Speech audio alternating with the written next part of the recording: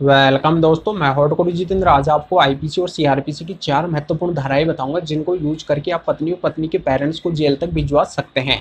पत्नी और पत्नी के पेरेंट्स ने अगर आपके साथ में गलत किया है, आपको झूठे मुकदमों में फंसाया है, आपके ऊपर फाल्स एलिगेशन लगाए हैं, झूठे आरोप लगाए हैं, पूरी तरह से आपको परेशान करके उन्होंने रख दिया है और आप चाहते हैं कि उनको जेल होनी चाहिए, आप उनको जेल करवाना चाहते हैं, तो बिल्कुल आप उनको जेल करवा सकते हैं। आईपीसी और सीआरपीसी की 4 महत्वपूर्ण धाराएं मैं बताऊंगा। इनको यूज करके जिस जिस तरीके से उन्होंने आपको परेशान किया है उस तरीके से आप इन धाराओं को यूज कर सकते हैं और उनको जेल तक भिजवा सकते हैं।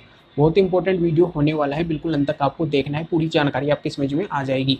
उससे पहले बता दूं, इस चैनल को सब्सक्राइब नहीं किया तो इसको भी सब्सक्राइब कीजिए, बेल आइकन दबाइए, वीडियो को लाइक करके शेयर कर दीजिए। और मेरे से अगर बात करना चाहते हैं, कोई भी लीगल प्रॉब्लम है तो वीडियो के डिस्क्रिप्शन में नंबर दिए गए हैं, पूरी डिटेल दी गई है, स्क्रीन के ऊपर मेरे नंबर शो हो रहे हैं। अपॉइंटमेंट बुक करा के डायरेक्ट कॉल के ऊपर मेरे से बात कर सकते हैं, अपनी लीगल प्रॉब्लम का सॉल्यूशन पा सकते हैं। और हमने आपकी सेवा के लिए नया यूट्यूब चैनल और बना लिया है जिसका नाम है एडवोकेट जितेंद्र 2। वीडियो के डिस्क्रिप्शन में उसका लिंक दिया गया है, उसको जरूर सब्सक्राइब कीजिए। चलिए शुरू करते हैं।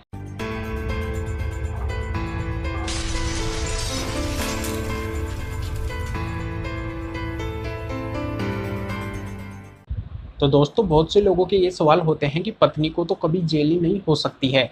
तो यहाँ पे ऐसा बिल्कुल भी नहीं है कि पत्नी को जेल नहीं हो।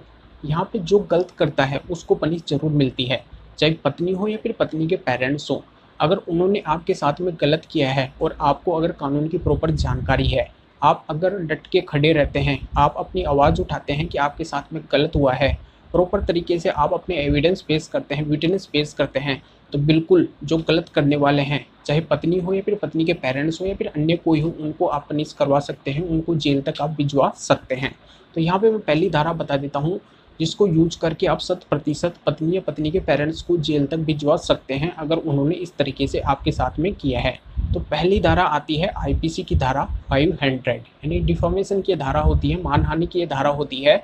अगर पत्नी या पत्नी के पेरेंट्स ने आपको बदनाम करने की कोशिश की है, आपके रिश्तेदारी में उन्होंने इस तरीके से आपकी अफवाह फैलाई है या फिर आपकी इमेज डाउन करने की कोशिश की है, तरह तरह की आपके बारे में बातें बोली हैं, आपके पेरेंट्स के बारे में बातें बोली है, आपको नीचा गिराने की कोशिश की है, आपकी इमेज को डाउन करने की कोशिश की है, या फिर किसी न्यूज़ चैनल पे या फिर समाचार पत्रों में आपके नाम को बदनाम करने की कोशिश की है, तो बिल्कुल इस तरीके से आपकी मानहानि होती है।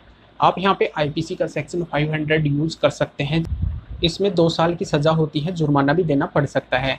और विशेष तरीके से मैं क्लियर कर देता हूँ कि डिफॉर्मेशन का केस 2 तरीके से फाइल किया जाता है, 2 तरीके से आप फाइल कर सकते हैं।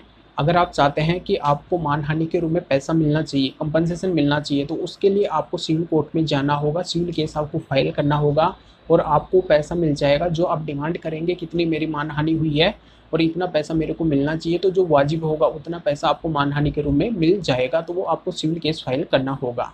यहाँ पे दूसरे तरीके का डिफॉर्मेशन का केस होता है, वो होता है क्रिमिनल केस। अगर आप चाहते हैं कि मेरे को पैसा नहीं चाहिए, मैं चाहता हूँ कि उनको जेल होनी चाहिए, आप अगर उनको जेल करवाना चाहते हैं, तो उसके लिए आपको सेशन कोर्ट में जाना होगा, क्रिमिनल केस आपको फाइल करना होगा। तो यहाँ पे 2 साल की सज़ा है और जुर्माना भी उनको भरना पड़ सकता है। तो इस तरीके से मानहानि का केस होता है। और यहाँ पे अगर आपके पास में प्रॉपर तरीके से एविडेंस है, विटनेस है, तो बिल्कुल आप उनको यूज करके और उनको पनिश करवा सकते हैं। जैसे आप पैसे भी ले सकते हैं या फिर उनको जेल भी करवा सकते हैं। तो दोनों प्रोसीजर मैं आपको बता चुका हूँ और ये 100% काम करते हैं। इनको आप अगर यूज करना चाहते हैं तो बिल्कुल आप यूज कर सकते हैं। यहाँ पे दूसरी धारा बता देता हूँ जो है सीआरपीसी की धारा 340।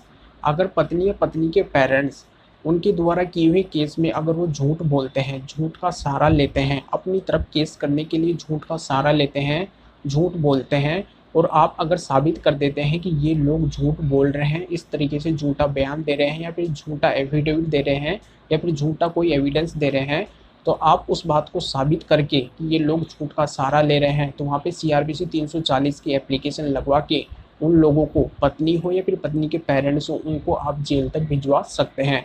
तो 100% ये सेक्शन काम करता है, ये धारा काम करती है। बिल्कुल आप इस धारा को यूज करके और उनको जेल तक आप भिजवा सकते हैं। अभी यहाँ पे मैं आपको तीसरी धारा बता देता हूँ जो है डोरी प्रोविजन एक्ट का सेक्शन 3। इसके अकॉर्डिंग मैं क्लियर कर देता हूँ कि पत्नी या पत्नी के पेरेंट्स के द्वारा अगर कोई डोरी का केस किया जाता है, दहेज का केस किया जाता है, उसमें उनके द्वारा ये बातें लिखवाई जाती हैं कि हमने पति और पति के पेरेंट्स को इतना दहेज दिया है, इतनी डोरी दी है। तो यहाँ पे अगर वो दहेज देने की बात लिखवाते हैं तो यहाँ पे अपराध करते हैं। क्योंकि दहेज लेने के साथ में दहेज देना भी एक अपराध माना जाता है। तो पति और पति के पेरेंट्स अगर चाहें तो पत्नी और पत्नी के पेरेंट्स को जेल तक भिजवा सकते हैं दहेज देने की बात पे। तो यहाँ पे इस सेक्शन के अकॉर्डिंग 5 साल की सज़ा है, 15,000 रुपये का जुर्माना है। कोर्ट अगर चाहे तो और भी जुर्माना बढ़ा सकती है। तो ये सेक्शन 100% वर्क करता है अगर पत्नी या पत्नी के पेरेंट्स के द्वारा दहेज देने की बात लिखवाई जाती है। तो बिल्कुल आप इस सेक्शन को यूज कर सकते हैं, पत्नी और पत्नी के पेरेंट्स को जेल तक भिजवा सकते हैं। अब यहाँ पे चौथी धारा बता देता हूँ, जो है आईपीसी की धारा 211। पत्नी और पत्नी के पेरेंट्स के द्वारा अगर पति और पति के पेरेंट्स के ऊपर झूठे आरोप लगाए जाते हैं, उनको झूठे मुकदमों में फंसाया जाता है, बेबुनियाद आरोप लगाए जाते हैं, और यहाँ पे पति और पति के पेरेंट्स साबित कर देते हैं कि उनके ऊपर जो आरोप लगे हैं वो झूठे लगे हैं। कई पेरेंट्स तो ऐसे होते हैं जो काफ़ी दूर के होते हैं, उनको भी पत्नी के द्वारा झूठे मुकदमों में फंसा दिया जाता है। तो वो पेरेंट्स से साबित कर सकते हैं कि वो तो काफ़ी दूर रहते हैं, उनका कोई लेना देना ही नहीं है, उनको बिना वजह फंसाया गया है। तो इस तरीके से वो एविडेंस दे के साबित कर सकते हैं कि उनके ऊपर झूठे आरोप लगाए गए हैं।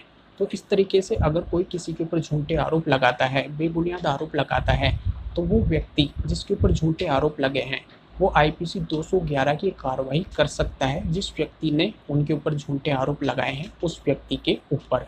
तो आईपीसी 211 की कार्रवाई पति और पति के पेरेंट्स, पत्नी और पत्नी के पेरेंट्स के ऊपर कर सकते हैं, जिसमें 7 साल की सज़ा है और यहाँ पे जुर्माना भी है। और जिस तरीके से वो आरोप लगाते हैं उसके अकॉर्डिंग सज़ा और भी बढ़ सकती है, डिपेंड करता है कोर्ट के ऊपर। तो इस तरीके से आईपीसी 211 की जो कार्रवाई है वो 100% वर्क करती है, इसको आप यूज कर सकते हैं और पत्नी के पेरेंट्स को जेल तक भिजवा सकते हैं। तो जानकारी अच्छी लगी, सभी धाराएं बहुत ही काम की धाराएं हैं, तो बिल्कुल आप इनको यूज कर सकते हैं। वीडियो अच्छा लगा तो लाइक करके ज़्यादा से ज़्यादा शेयर कर दीजिए और लोगों को भी जानकारी का पता चल सके। तो फिर आगे मिलेंगे आपसे नए वीडियो नए टॉपिक के साथ में। आप सभी का बहुत बहुत धन्यवाद।